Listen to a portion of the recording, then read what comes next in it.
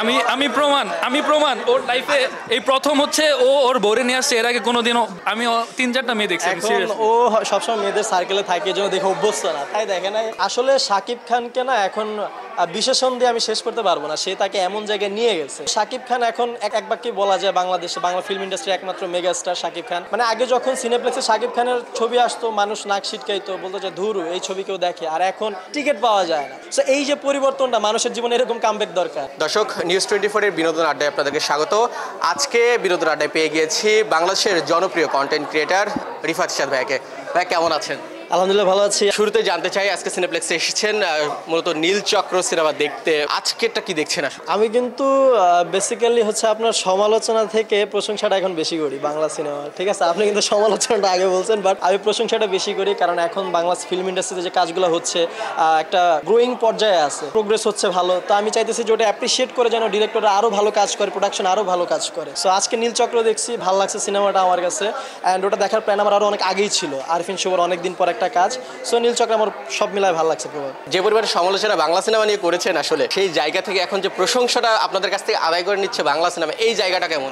এটা খুব ভালো লাগার মতো যে আগে আমরা বাংলা সিনেমা আমরা যদি একটু ব্যাকে যাই 5 বছর 6 বছর, তখনও কিন্তু কেউ চিন্তা করে না যে বাংলা ফিল্ম ইন্ডাস্ট্রি এরকম একটা গ্রো আসবে। সো গ্রোটা চলে আসছে, এটা ভালো লাগার মতো। মানুষ সিনেমা হলে আসতেছে, সিনেপ্লেক্সের মতো জায়গায় বাংলা সিনেমা হাউসফুল যাচ্ছে, ডেইলি 40টা 50টা শো যাচ্ছে। সো এটা অ্যাপ্রিসিয়েট করার মতো, ভালো লাগে। নীলচক্র আসলে দেখলেন, কেমন লাগলো? নীলচক্র ভালো লাগছে, মেকিং ভালো লাগছে, অ্যান্ড সবচেয়ে বেশি ভালো লাগছে যে বর্তমানের যে সিচুয়েশন সেই অনুযায়ী গল্প, বর্তমানের প্রেক্ষাপট অনুযায়ী গল্পটা ছিল, তো সেটা ভালো লাগছে সব থেকে বেশি। কোনটা দেখা হয়েছে এই পর্যন্ত?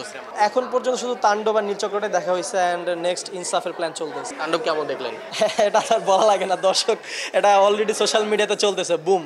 তাণ্ডব নিয়ে যদি একটু জানতে চাই, এই শাকিব খান আসলে প্রতিবারই যখন আসেন, আপনার প্রিয়তমা থেকে শুরু যে নিউ জার্নিটা, তার নতুন ধামাকা নিয়ে আসেন, নতুন লুক নিয়ে আসেন, নতুন গল্প নিয়ে আসেন। এই গল্প চুজিং এর ক্ষেত্রে বা তাকে চেঞ্জের ক্ষেত্রে যে যে ধাপ তিনি পার করছেন, এই শাকিব খানকে কি বলবেন এই জায়গায়? আসলে শাকিব খানকে না এখন বিশেষণ দিয়ে আমি শেষ করতে পারবো না, সে তাকে এমন জায়গায় নিয়ে গেছে। শাকিব খান এখন এক বাক্যে বলা যায় বাংলাদেশে বাংলা ফিল্ম ইন্ডাস্ট্রি একমাত্র মেগা স্টার শাকিব খান। দিন দিন নিজেকে ছাড়াই যেতেছে, তাকে নিয়ে বলার মতো এখন কিছু নাই, কমপ্লিমেন্ট করার মতো আলাদা কিছু। যতগুলো কমপ্লিমেন্ট করা যায় সে অলরেডি সেই পর্যায়ে চলে গেছে।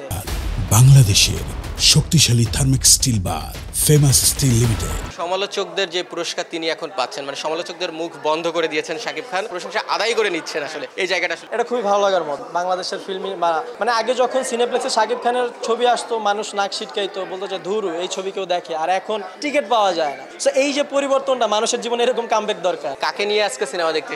আমি আজকে আমার সাথে অনেক কন্টেন্ট ক্রিয়েটর আছে, সেই সাথে আমার ওয়াইফও আছে, সবাই একসাথে আসছি। রিফাত ভাই, সবসময় আপনার ভিডিও মেকিং এ দেখি যে ভাবিকে একটু আড়াল করে রাখা হয়। আগে তো বলতেন না ভাবি আসলে, যদিও তাকে নিয়ে আসেন না, এখনো পাশে দাঁড়িয়ে আছে।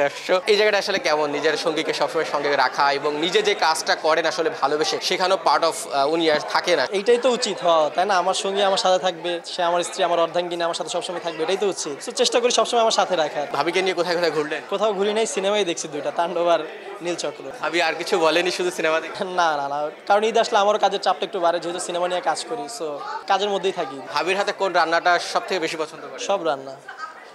মন রক্ষার জন্য বলছেন, ভাবির পাশে আছে বলে? সব রান্নাই পছন্দ। আপনি রান্না করে খাওয়ান? না না ভাই, রান্না করে কাজের চাপে রান্নার সময় হয় না। কথা তো মনে হচ্ছে ভাবি ওদিকে হাসছে, আসলে কথা কতটুকু সত্য জানি না। ভাবিকে নিয়ে আসতে পারলে হয়তো ভালো হতো। জীবনের প্রথম বউ নিয়ে মুভি দেখতে আসছে, আর এতদিন বউ ছাড়া অন্য মেয়ে আসছে। এটা কি ঠিক কিনা? না না, এটা ভুল, একদমই ভুল কথা। আমরা আপনার সঙ্গীরা আসলে বলছে যে প্রথমবারের মতো ভাবিকে নিয়ে আসলেন, তাহলে এর আগে যারা ছিল? আমি প্রমাণ ওর লাইফে এই প্রথম হচ্ছে ও ওর বউরে নিয়ে আসছে। এর আগে কোনোদিনও আমি 3-4টা মেয়ে দেখছি। ও সবসময় মেয়েদের সার্কেলে থাকে, জন্য দেখে অভ্যস্ত না, তাই দেখে নাই। বাট এটা ভুল কথা। ভাবির কান দিবেন না। এখন তো অনেকে কন্টেন্ট ক্রিয়েশনে আসছে, রাতারাতি জনপ্রিয়তা পাওয়ার জন্য অনেক কিছুই করছে। যে স্ট্রাগল পিরিয়ড আপনারা পার করে এসেছেন, সেটা আসলে তারা দেখতে চায় না বা করতে চায় না, কি বলবেন? এটাই বলবো যে এখন অনেক প্রতিযোগিতা, যদি কেউ আসলে কিছু করতে চায় তাহলে তার প্রপারভাবে নামতে হবে, কোয়ালিটি কন্টেন্টে কাজ করতে হবে, রেগুলার কাজ করতে হবে। সো শুধু টাকার চিন্তা করে এই সেক্টরে আসলে এখন কোনো লাভ হবে না।